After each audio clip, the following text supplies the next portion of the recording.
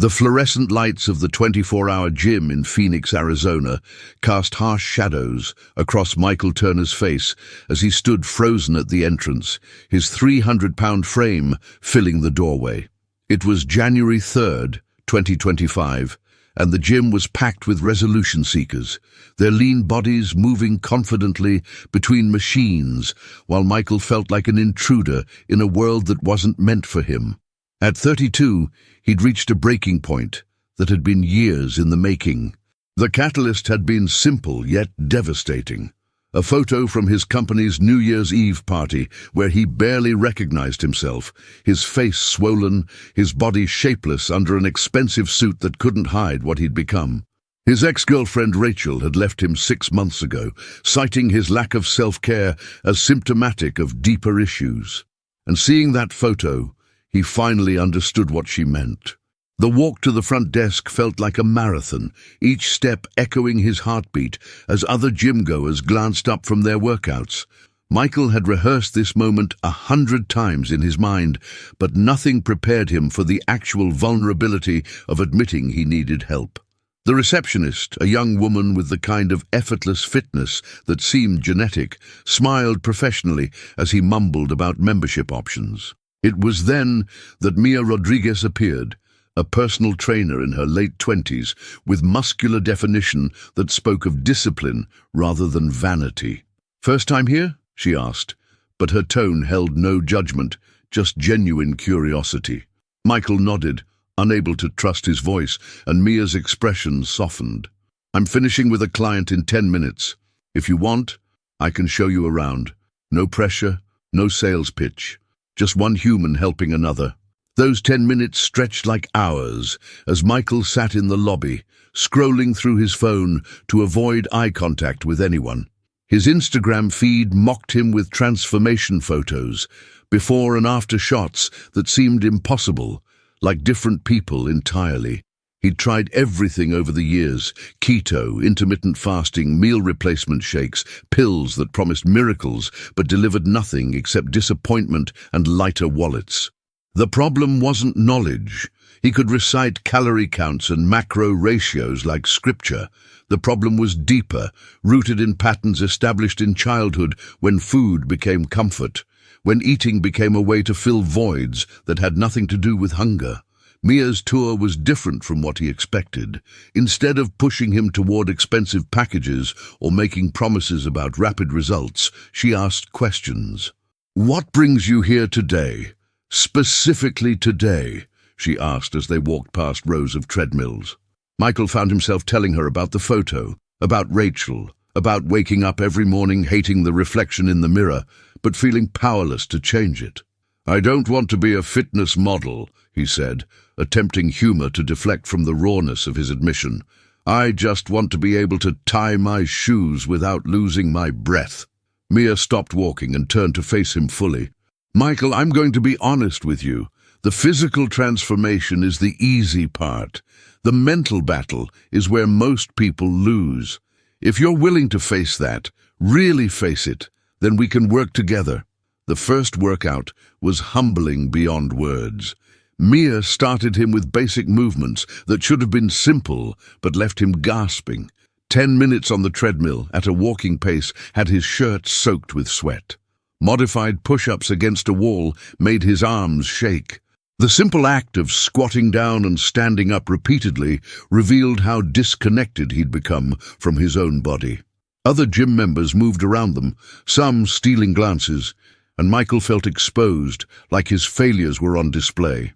But Mia stayed focused on him, correcting his form with gentle touches, celebrating small victories like maintaining balance during a lunge. "Your body is capable of more than you think," she said, as he struggled through the last set. "It's carried you this far despite everything. Imagine what it can do when you start working with it instead of against it." After the workout, sitting in his car in the parking lot, Michael couldn't stop his hands from shaking. It wasn't just physical exhaustion, it was the emotional weight of taking the first real step toward change. He pulled out his phone and opened a new note, typing "Day 1" at the top. Below it he wrote, "Survived first workout, wanted to quit after 5 minutes, didn't. Mia says the body remembers how to be strong. Hope she's right. He took a selfie, his face red and sweaty, his eyes showing a mix of exhaustion and something else. Maybe hope, maybe just stubborn determination. He didn't post it anywhere. This wasn't for social media validation. This was for him, a marker of the beginning. That evening, Michael sat in his apartment in Tempe, surrounded by the remnants of his old life. Pizza boxes in the recycling, empty beer bottles on the counter, a refrigerator full of processed foods that promised convenience but delivered only temporary satisfaction. He thought about throwing everything out in a dramatic gesture, but Mia had warned against that. Extreme changes don't last, she'd said. Start with adding good things, not subtracting everything at once. So instead, he made a grocery list, researching simple recipes that focused on whole foods. The person he'd been that morning would have ordered takeout, would have rewarded himself for working out with food that undid any progress. But something had shifted, subtle but real. The text came around 9 p.m. from an unknown number. "Hey Michael, it's Carlos from the gym. Mia gave me your number. Hope that's okay. I was where you are 2 years ago, 285 pounds and ready to give up. If you want to grab coffee sometime, no agenda, just someone who gets it." Michael stared at the message, surprised by the kindness of strangers. He'd expected judgment, ridicule, the kind of cruel motivation that fitness culture often celebrated. Instead, he was finding community, people who saw his struggle not as weakness, but as the beginning of strength. He replied yes to coffee, then set his alarm for 5 a.m., planning to walk before work. Nothing dramatic, just movement for the sake of moving. As he lay in bed, his body ached in unfamiliar ways, muscles he'd forgotten existed making themselves known. Tomorrow would hurt more, Mia had warned him, but he'd show up anyway. That was the only promise he made to himself, to show up. 6 months into his transformation, Michael stood in front of his bathroom mirror in his Tempe apartment, hardly recognizing the person staring back. He was down 50 pounds, his face had definition again, and his clothes hung loose where they once stretched tight.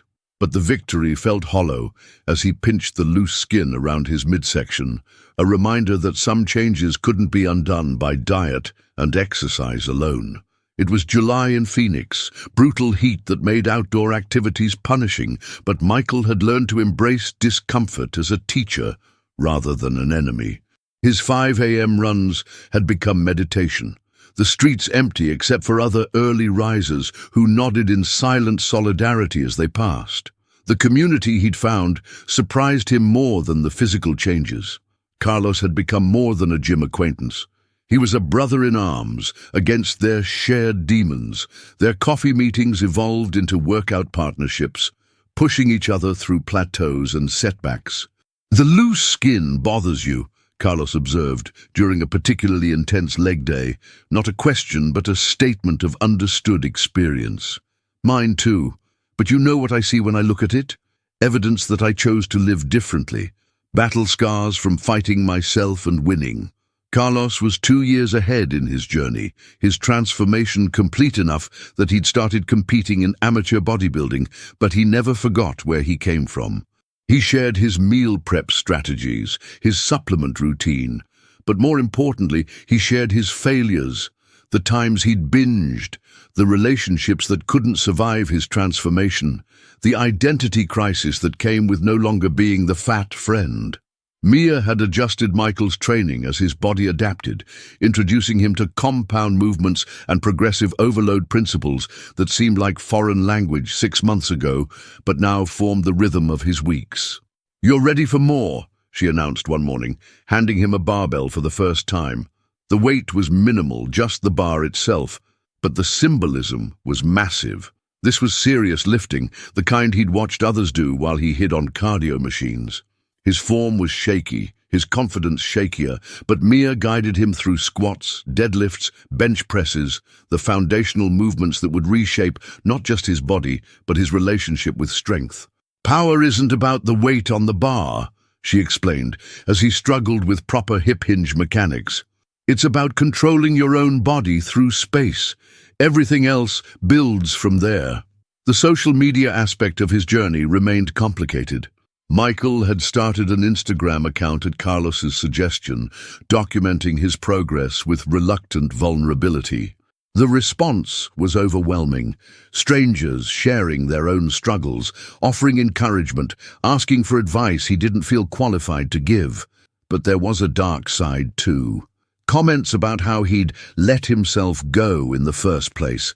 Suggestions that he was using performance-enhancing drugs, accusations that his transformation was fake or exaggerated.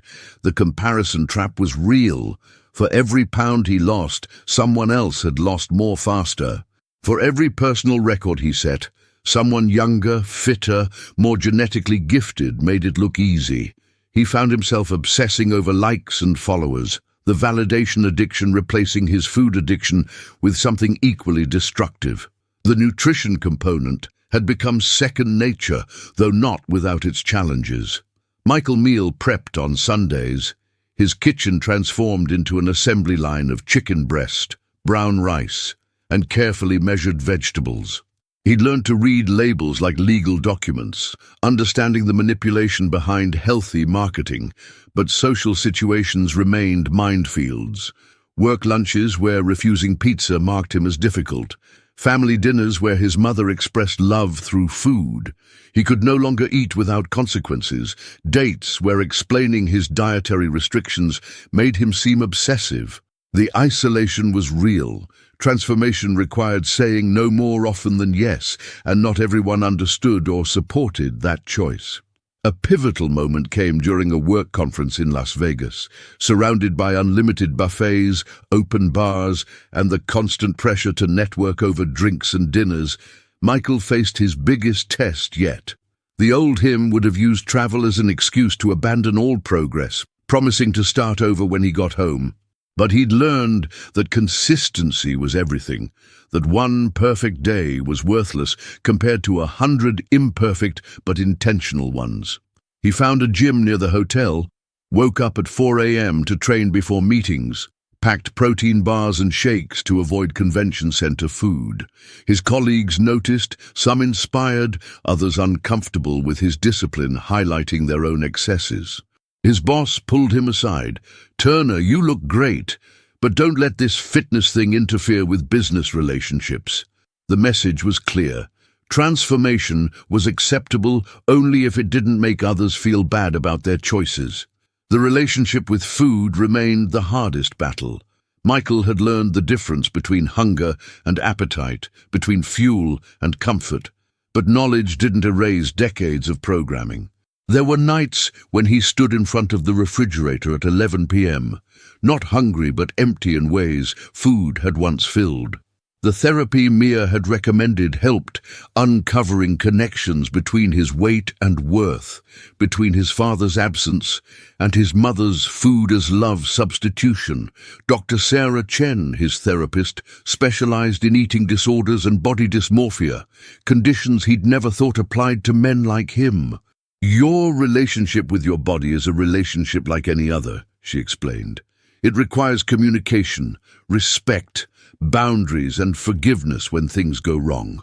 The scale hadn't moved in 3 weeks, a plateau that tested every ounce of mental strength he'd built. Mia adjusted his macros. Carlos suggested a refeed day, but Michael knew the real issue was fear. He was approaching 225 pounds, still overweight by any standard, but the smallest he'd been since college. Part of him was terrified of success, of not knowing who he'd be without the weight as an excuse for everything wrong in his life. Another part feared failure, that this was as far as he could go, that his genetics or metabolism or some other immutable factor would prevent him from reaching his goals. But every morning he showed up. He lifted when he didn't want to, ran when his legs were heavy, ate his prepared meals when everything in him craved comfort. The discipline was becoming identity, the process more important than the outcome. Year 2 began with Michael standing on a bodybuilding stage for an amateur physique competition, not to win, but to prove something to himself. At 195 pounds, he'd lost over 100 pounds. his body fat percentage dropping from over 40% to 15%. The transformation photos he'd once thought impossible were now his reality, but standing nearly naked in front of hundreds of strangers, his imperfections highlighted by stage lights and spray tan, he'd never felt more vulnerable.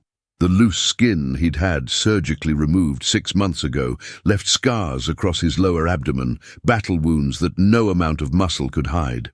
Carlos stood beside him in the lineup, their friendship forged in iron and sweat, both understanding that this moment was about more than aesthetics. The competition prep had been 12 weeks of hell that tested every limit Michael thought he had. Mia had connected him with a prep coach, Marcus Williams, a former NFL player turned bodybuilder who understood the mental game better than anyone. "You're not just building a body," Marcus said during their first meeting. "You're rebuilding your entire identity. The question is, who do you want to be when this is over?" The training intensified to twice daily, cardio at dawn and weights at night. The diet became scientific. Every gram weighed, every meal timed, sodium and water manipulated to achieve the lean, vascular look the judges wanted. Michael learned about peak week, carb loading, posing practice that left his muscles cramping from sustained flexion. It was vanity pursued with athletic discipline, superficial yet somehow profound. The psychological challenges of extreme dieting revealed themselves in unexpected ways. Michael became irritable, his patience worn thin by constant hunger and fatigue. His work performance suffered. The sales job that had once defined him now seemed trivial compared to the precision required for his transformation. He'd been promoted to regional manager partly because his physical transformation had given him confidence that translated to leadership. But the competition prep made him selfish with his energy. Relationships became transactional. Did they support his goals or not? His mother cried when she saw him at 8% body fat, saying he looked sick, not understanding that this was temporary, a peak he couldn't and wouldn't maintain. Even Mia expressed concern. "Remember, Michael, this is supposed to enhance your life, not become your life." The online following he'd reluctantly cultivated had exploded to 50,000 followers, his transformation story resonating with people worldwide. Supplement companies offered sponsorships, fitness apps wanted his endorsement, gyms invited him to host transformation seminars. The Michael who'd walked into that Phoenix gym 2 years ago would have been thrilled by the attention, but now it felt like pressure to maintain an impossible standard.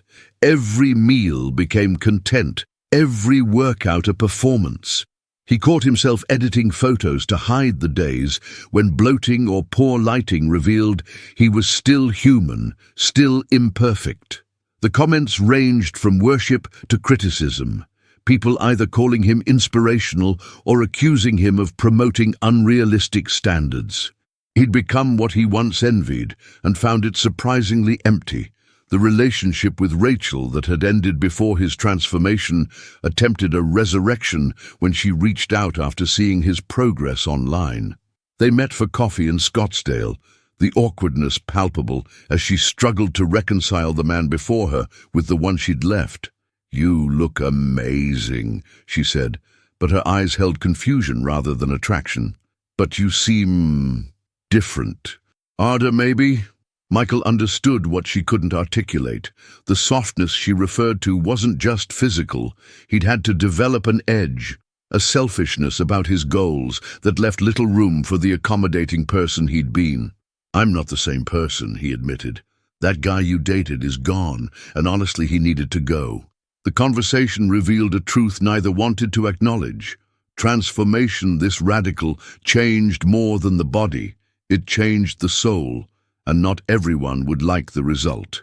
The competition day itself was anticlimactic. Michael placed 5th out of 12 in his category, respectable for a first-timer, but far from the validation he'd secretly hoped for. Standing on stage, comparing himself to men who'd been training for decades, some clearly using performance enhancers he'd chosen to avoid, he felt both proud and foolish. Carlos placed 2nd in his category. his experience showing in his posing and conditioning.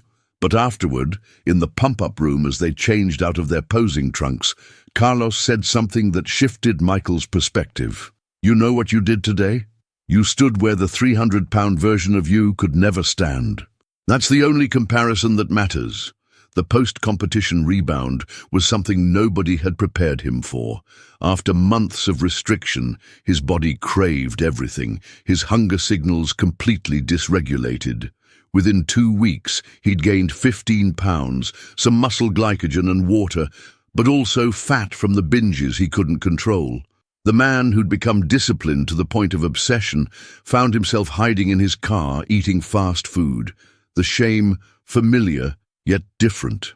This wasn't the unconscious eating of his past, but a conscious rebellion against the prison of perfection he'd built. Dr. Chen helped him understand it as predictable, even necessary. "You've been in fight-or-flight mode for months," she explained. "Your body and mind need to find equilibrium again. This isn't failure, it's human." Mia designed a reverse diet protocol to help him find balance, slowly adding calories back while maintaining training intensity. "The goal now is sustainability," she emphasized. "You've proven you can be extreme. Now prove you can be consistent without destroying yourself." The workouts became enjoyable again, without the pressure of stage-ready conditioning. Michael found himself experimenting with different training styles, powerlifting, Olympic lifts, even yoga, which challenged him in ways that heavy weights never had. His body settled at around 210 pounds, lean enough to see abs, but full enough to feel strong and healthy. The loose skin surgery scars had faded to thin white lines, reminders rather than embarrassments. The transformation business opportunities continued to present themselves, and Michael made the decision to leave his sales job to pursue fitness coaching full-time. It felt like selling out and following passion simultaneously. He partnered with Carlos to create an online coaching platform focused on sustainable transformation for formerly obese men, a niche they understood intimately. Their first client was a 400-pound teacher from Ohio who'd seen Michael's story online.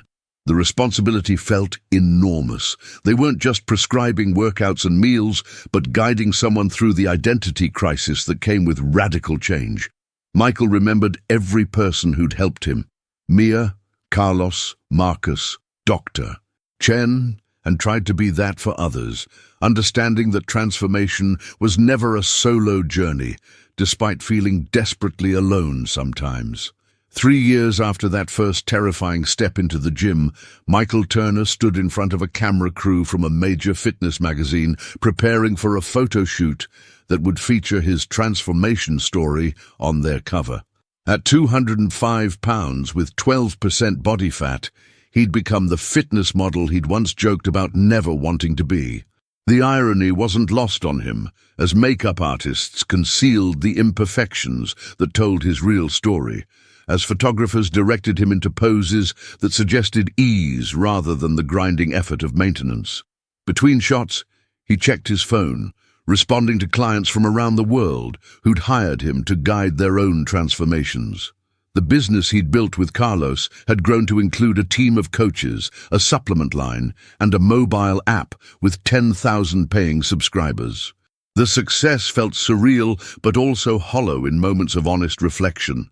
During a break in shooting, Michael escaped to the bathroom and stared at himself in harsh fluorescent lighting. No pump, no perfect angles, just the reality of a body that required constant vigilance to maintain.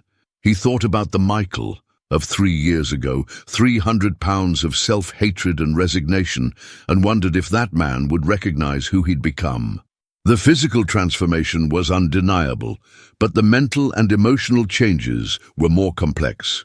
He was confident now, yes, but also hyper-aware of every flaw. He was disciplined, but sometimes to the point of rigidity that made spontaneity impossible. He'd gained followers, but lost friends who couldn't relate to his new lifestyle. The transformation had given him everything he thought he wanted, and revealed that what he wanted was a moving target. The relationship that had developed with Mia over the years had evolved from trainer-client to friendship to something more complicated. She'd been there for every milestone, every setback, understanding him in ways that romantic partners couldn't. 6 months ago, after a particularly vulnerable conversation about their shared struggles with body image, even fitness professionals weren't immune. They'd kissed. It should have been the beginning of something beautiful, but both recognized the danger. Michael's transformation was still too tied to her approval, his identity too dependent on external validation. They'd agreed to maintain professional boundaries, but the tension remained, another sacrifice on the altar of self-improvement. The speaking engagement at the National Fitness Summit in Los Angeles was a pinnacle moment professionally. Michael stood before an audience of 2,000 fitness professionals, his presentation titled The Weight of Transformation, Beyond Before and After. He spoke honestly about the parts of transformation that Instagram didn't show. The loose skin, the dysmorphia that made him see 300 pounds in the mirror some days, the eating disorder behaviors that competition prep had triggered, the relationships that couldn't survive his evolution. "We sell transformation as purely positive," he said, clicking through slides of his journey. "But every pound lost carries weight of its own. Every gain requires a sacrifice. The question isn't whether you can transform, but whether you're prepared for who you'll become." The response was mixed. Some praised his honesty, others felt he was discouraging people from pursuing health. The fitness industry, he'd learned, preferred simple narratives, fat to fit, sad to happy, weak to strong. The complexity of his experience, simultaneously grateful and grieving, proud and perpetually dissatisfied, didn't fit the marketing model. But the messages from followers who related to the struggle, who felt seen in their own complicated relationships with transformation, made the vulnerability worthwhile. A woman from Denmark wrote about her 100-pound weight loss and subsequent body dysmorphia. A man from Japan shared how fitness had saved and ruined his life simultaneously. The community of transformed people was united not by their success, but by their understanding that success was more complicated than anyone warned them it would be. Carlos's wedding that autumn provided unexpected perspective. Watching his friend marry someone who'd known him only as fit, Michael realized that Carlos had achieved something he still struggled with: integration of past and present selves. During his best man speech, Michael spoke about their journey together, the early morning workouts when both wanted to quit, the meal prep Sundays that became therapy sessions, the competition that bonded them as brothers.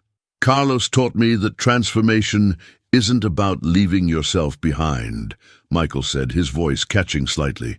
"It's about carrying every version of yourself forward, honoring where you've been while moving toward where you're going." The decision to step back from extreme fitness came gradually, then suddenly. A routine physical revealed pre-hypertension, likely from years of stimulant-heavy pre-workouts and competition-level sodium manipulation. His joints ached constantly from heavy lifting. The six-pack he maintained required a level of dietary restriction that left him declining most social invitations. Dr. Chen helped him recognize that he'd replaced one addiction with another, food with fitness, both methods of control in a world that felt chaotic.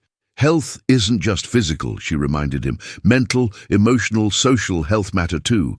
What good is a perfect body if you're miserable maintaining it?" The final photo shoot image showed Michael in a power pose, muscles defined, jaw clenched, the picture of masculine fitness achievement. But the photo he posted on Instagram that night was different. Him at 215 pounds, slightly softer, sharing pizza with his family at his nephew's birthday party. The caption read, "3 years ago, I was 300 pounds and couldn't play with my nephew without getting winded. Today, I'm 215 pounds and chose to eat pizza because being present matters more than being perfect." Transformation isn't a destination. It's a daily negotiation between who you were, who you are, and who you're becoming. "I'm not where I started. I'm not where I thought I'd end. but I'm exactly where I need to be in my body, in my life, imperfectly, but intentionally. The response was overwhelming. Thousands of comments from people tired of the all-or-nothing fitness narrative, grateful for permission to be human while pursuing health. Michael realized that his real transformation wasn't from 300 pounds to fitness model, but from someone who hated himself to someone who could accept himself at any weight. The business evolved to reflect this philosophy, focusing less on dramatic transformations and more on sustainable lifestyle changes. He and Mia finally began dating, their relationship built on mutual respect rather than trainer-client dynamics. The gym where it all started honored him with a plaque, not for his physical transformation, but for inspiring others to begin their own journeys.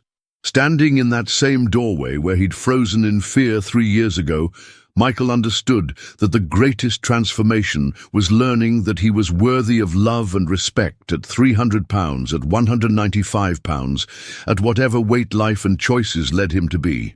The journey continued, would always continue, but now it came from self-love rather than self-hatred, and that made all the difference.